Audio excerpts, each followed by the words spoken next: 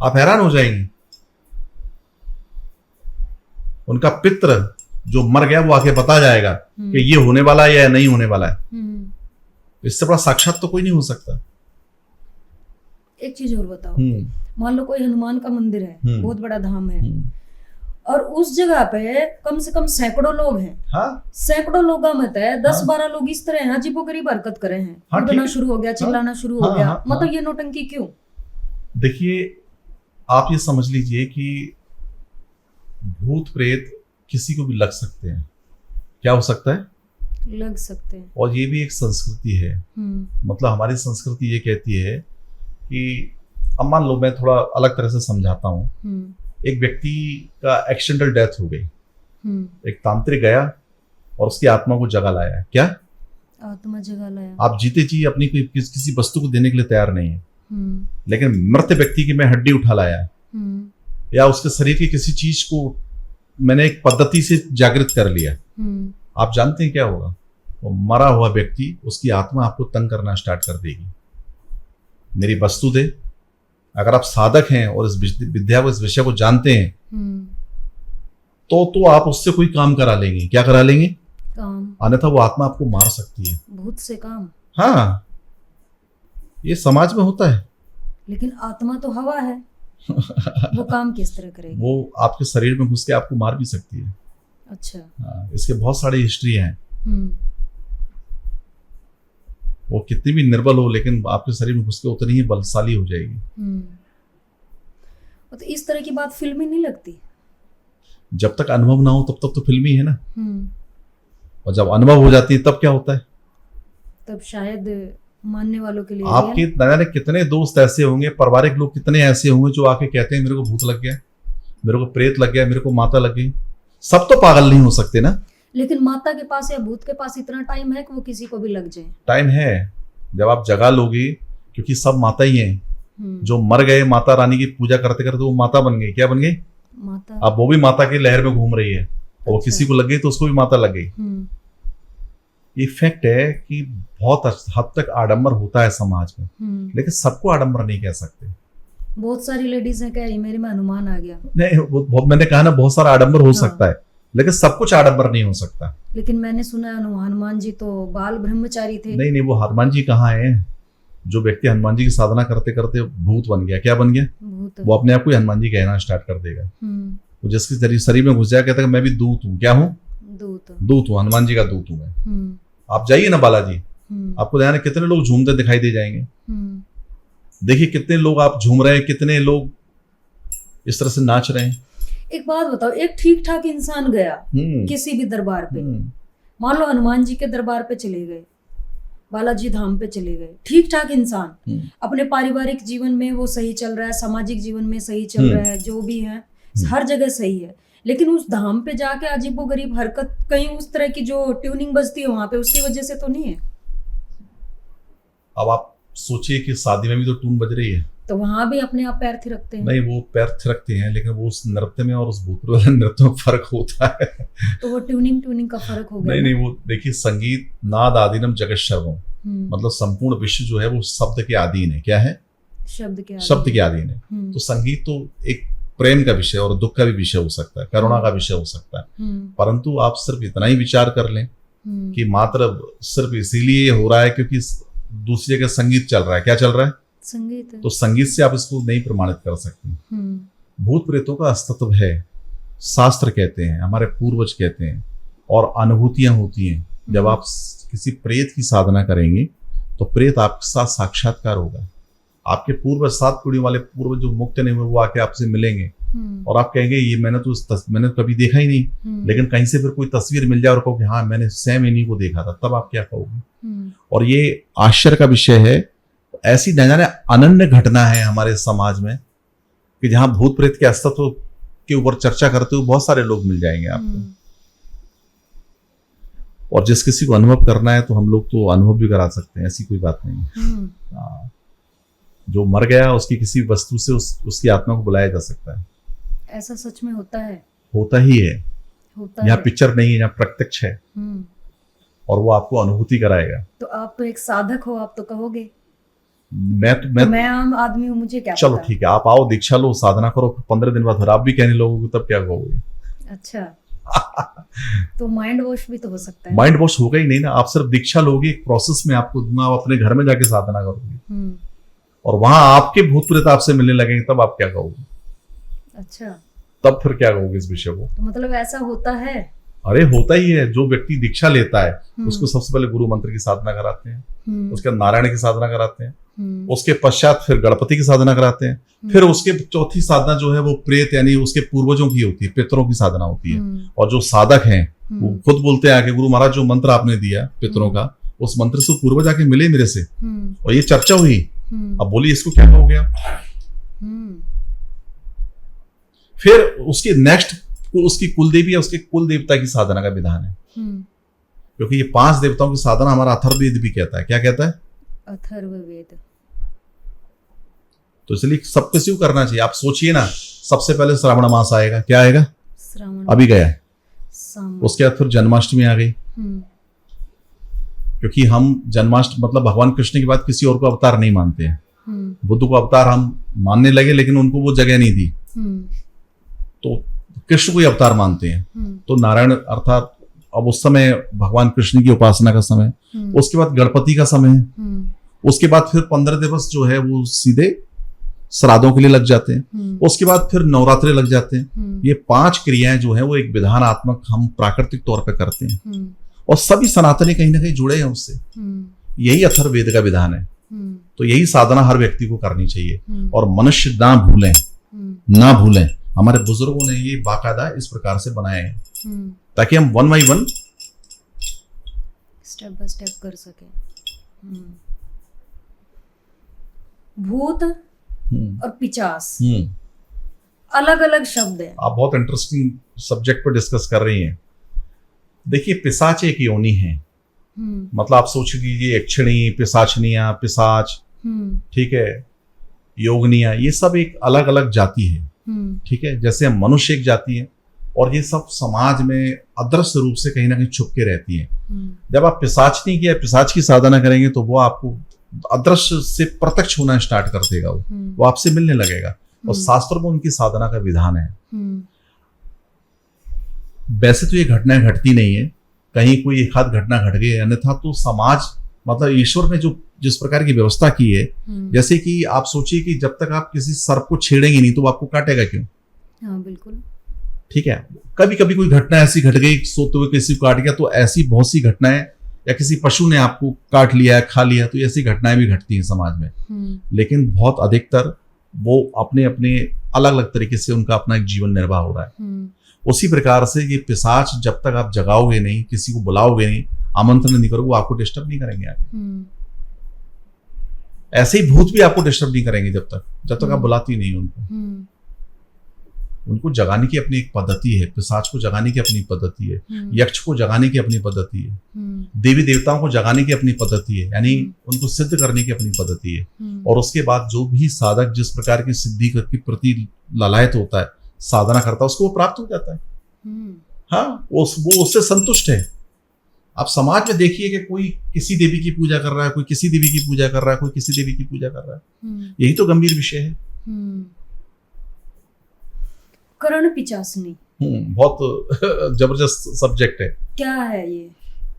देखिए, एक ऐसी सिद्धि है जिसके माध्यम से आप भूत भविष्य वर्तमान किसी का बता सकते हैं, किसी का भी बता सकते हैं। सिद्धि है ये? हाँ, ये सिद्धि है। अच्छा, हाँ। तो करण मीन्स कान, पिचासनी तो होता ही वो भूत पिचास वाला। हाँ, पिचास। हाँ। तो ये कान और पिचास, इन दोनों का आपस में, आप एक गिलास ले लीजिए। क्या ले लीजिए? गिलास। आप उसको कान पर लगाइए, आपको एक अलग साउंड सुनाई देगा। क्या देगा? हाँ, अलग से साउंड। अब वो भी तो एक विज्ञान हो सकता है जो आप खोज लें। आप सोचिए कि जैसे आंधी आता है, तूफान आता है, प्राकृतिक कोई भी घटना आती है, उन पशुओं को, उन पक्षियों को, उन कीड़े मकोड़ों को कैसे पता लग जाता है? उनके अंदर कोई ऐसी पावर होती है, सुना है। महीने, 2 महीने, 3 महीने पहले वो उनके अंदर बेचैनी प्रारंभ हो जाती है। क्या प्राकृतिक कोई घटना घटने वाली है? और ऐसा भी होता है कि कुछ हमारे परिवार में, कुछ हमारे घरों में कुछ ऐसी कहानियां हैं, बुजुर्ग है कि उन्होंने महसूस किया कि अरे फलाना व्यक्ति आ रहा है और वो आ गया। ये क्या है? आप सोचिए, आप किसी मित्र को याद कर रही हैं और अचानक वो मित्र सामने आके खड़ा हो गया। अब ये तो एक बहुत ज्यादा अचानक घटने वाली घटना है, कोइंसिडेंट। लेकिन ये चीज को हम बहुत ज्यादा सोचें, मंथन करें, इसमें हम अपने आपके मन मस्तिष्क को लगा दें, तो ऐसा भी हो सकता है हर मिनट घटने होने वाली घटना के विषय में पता हो। संभव है या नहीं? आपके अनुमानित बताओ। संभव हो भी सकता है, होता ही है। यही कर्णपिशाचिनी विद्या है, एक ऐसी शक्ति जो आपको आभास कराएगी कि क्षण भर के बाद क्या हो रहा है। अच्छा। या फला व्यक्ति आया तो इसकी हिस्ट्री क्या है। मैंने कहा ना, नेचर से हम अलग हो गए। क्या हो गए? नेचर से, प्रकृति से अलग हो गए। लेकिन पशु इस भाषा को समझते हैं, पक्षी इस भाषा को समझते हैं, वो जीव जंतु आज ही प्रकृति के नजदीक है। यही कर्णपिशाचिनी है। अच्छा, कर्णपिशाचिनी आपने बोला कि विद्या है। हाँ, इस सिद्धि है। सिद्धि है, विद्या नहीं है, सिद्धि है। नहीं, अर्थात विद्या है तभी तो सिद्धि है। विद्या तो पढ़ के हासिल करी जाती है ना। उसके विषय में ज्ञान जो है शास्त्रों में लिखा हुआ है। अच्छा। तो उसको विद्या ही कहा जाएगा। अच्छा। और जो करेंगे उनके लिए वो सिद्धि है। जिस तरीके से हम ज्योतिष विद्या जो है इसकी पढ़ाई करते हैं, जैसे हमें MA BA PhD 10th +2 करते हैं, इस तरीके से ज्योतिष की पढ़ाई करते हैं, तब जाके ये विद्या हमारे अंदर आती है। क्या सिद्धि की भी कोई विद्या ऐसी होती है जो पढ़ाई से आए? मेरी एक किताब है काल ज्ञान कर्णपिशाचिनी साधना, 2002 में मैंने लिखी थी। उसमें करीब 200 प्रकार की इस प्रकार की प्रक्रियाएं मैंने लिखी हैं, जिससे आपकी इंट्यूशन पावर स्ट्रांग हो जाएगी। अच्छा। ज्योतिष जानने वाले लोग चाहते हैं कि उनकी इंट्यूशन पावर स्ट्रांग हो। क्या हो? इंट्यूशन पावर स्ट्रांग, पूर्वाभास हो जाए, उनके मुख से कुछ ऐसा निकल जाए जो जबरदस्त हो। और आप सोचिए, आप कितने भी गणितज्ञ हो सकते हैं, लेकिन इतने सारे सूत्रों को याद नहीं रख सकते। बिल्कुल। तो वो कैसे हो जाता है कि आप ज्योतिषी के पास पहुंच गए और उसने कुछ ऐसी बातें बता दी जो असंभव थी। वो उसका इंट्यूशन पावर है। क्या है? Intuition power. उसकी समझने की भाषा है। उसने गणित से समझ लिया, लेकिन उसने कुछ उससे ऊपर एक प्रयास किया, वो साधना है, सिद्धि है। एक शास्त्र है हमारे यहाँ, सामुद्रिक शास्त्र, जो आपके बालों से, आपकी आंखों से, आपकी नोच से स्पष्ट कर देगा कि आप किस प्रकार के व्यवहारिक व्यक्ति हैं, किस प्रकार के जीव हैं आप। ये भी फैक्ट है। अच्छा। हाँ। तो इस तरीके का ज्ञान सिर्फ एक साधक में है, जो भी इस विद्या को प्राप्त करेगा। अच्छा। हाँ, अब देखिए, वही विद्या है जो सामुद्रिक शास्त्र के तौर पर लिखा हुआ है, और वही सिद्धि है जो काल ज्ञान के नाम से सिद्धि करने पर, पिशाचिनी नाम सिद्धि करने पर सिद्ध हो जाती है। दोनों विषयों को जब आपने जान लिया तो आप सोचिए आप कितनी श्रेष्ठता को प्राप्त कर गए। आपने उस ज्ञान को पढ़ लिया और सिद्धि को प्राप्त कर ली, तो आप किसी के विषय में कुछ ही बता सकते हैं। हजारों भविष्यवाणी है, और अभी तो लेटेस्ट, अभी की भविष्यवाणी के एक एस्ट्रोलॉजर को रसिया ने ऑलरेडी यहां से, हिंदुस्तान से बुलाया, क्योंकि उसने भविष्यवाणी की थी रूस को लेके, और वहां आज वो बहुत बड़े रूप में जाना जा रहा है। तो ऐसी तो बहुत सारी घटनाएं घटती रहती हैं हमारे यहाँ। एक चीज और है,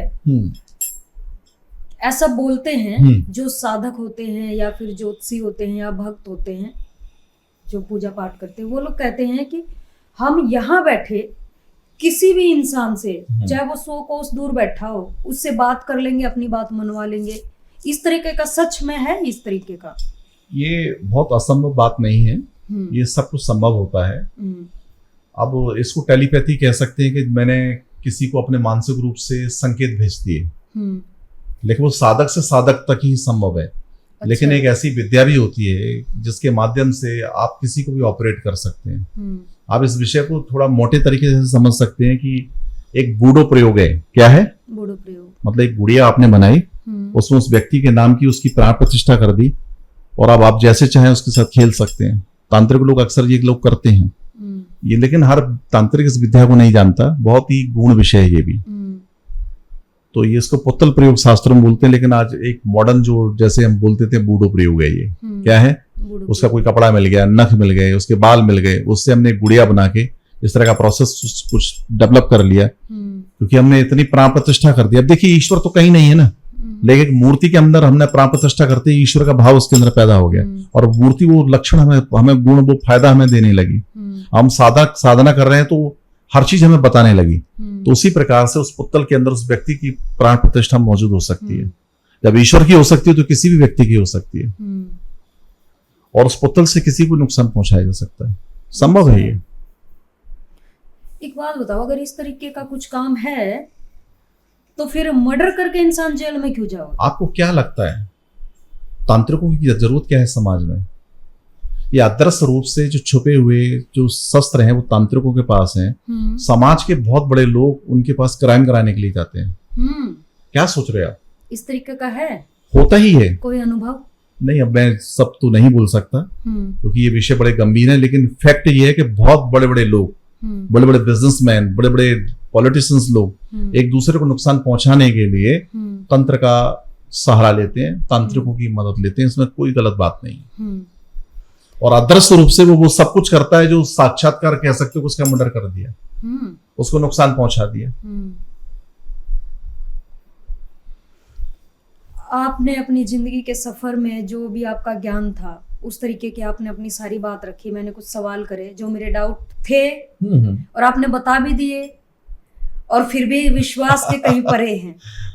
देखिए, मतलब जो विश्वास करता है उसी के समक्ष ये चीजें समझी जा सकती हैं। लेकिन मैं इतना जानता हूं, आप सनातन धर्म में पली बड़ी हैं, और आप कितना भी अपने मन को समझा लें, लेकिन ईश्वर आपके मन मस्तिष्क से नहीं निकल सकता। जब दुखी होंगी तो आप ईश्वर की शरण में जाएंगी, सुखी होंगी तो प्रसाद चढ़ाने जाएंगी।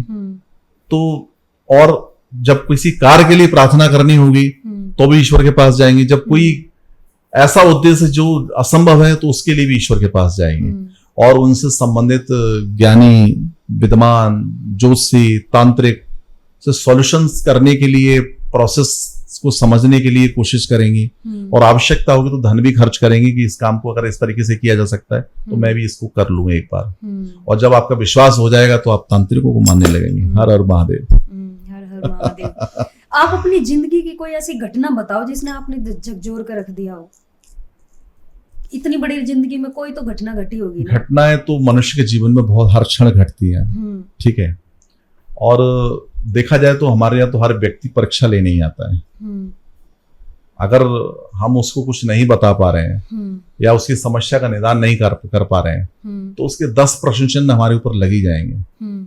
आज हम जिस जगह पहुंचे हैं, जिस जगह बैठे हैं, आप समझिए कि वहां बहुत बड़े बड़े स्तर के लोग आते हैं कि जहां लोगों के प्रश्न नहीं होते और उनको हम करके देते हैं।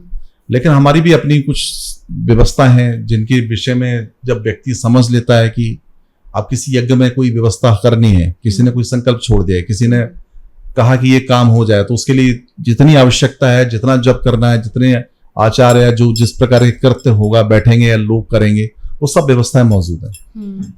बगलामुखी मंदिर है ये, जहां बहुत सारे ऐसे प्रमाण आपको मिल सकते हैं। अगर आप पब्लिकली डिस्कस करोगे तो नए नए कितने लोग ऐसे हैं जो कहेंगे कि मैंने यज्ञ कराया, मुझे ये फायदा हुआ, मैं समस्या से ग्रस्त था, मेरी लड़की भाग गई, वो वापस आ गई। तो ऐसे हजारों आपको चीजें मिल जाएंगी। मतलब इस तरह का है, बहुत सारी चीजें हैं। अध्यात्म को, मंदिरों को और महात्माओं को इसलिए तो माना जाता है। तांत्रिकों की पूजा इसलिए होती है। ठीक है, कुछ गलत लोग हैं, कुछ गलत चीजें भी हो जाती हैं जो नहीं होनी चाहिए। आदमी को अपने संयम रखना चाहिए, अपने इंद्रियों पे, अपनी बुद्धि पे कंट्रोल रखना चाहिए।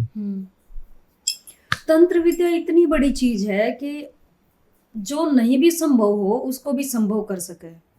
आपने यह बात कही। देखिए, मनुष्य ईश्वर कभी नहीं बन सकता। सबसे पहले तो आप इस विचारधारा को समझ लीजिए। हाँ, उद्देश्यों को पूरा करने के लिए आपको तप करना पड़ेगा, संघर्ष करना पड़ेगा, लेकिन आप ऐसा भी मत समझिए कि जो आप सोच लेंगे वो हो जाएगा। आप अपने आप को ईश्वर नहीं बना सकते, क्योंकि ईश्वर की बात हम सोचते हैं तो सोचते हैं सर्वशक्तिमान। तंत्र को जान के व्यक्ति सर्वशक्तिमान नहीं बन सकता। कुछ शक्तिमान हो सकता है, कुछ शक्तियां आ जाए, कुछ आप कर सकें, वो कुछ काफी है आपके जीवन के लिए, आपके उद्देश्यों के लिए। लेकिन ऐसा नहीं कि सब कुछ कर लें आप, वो भी संभव नहीं है।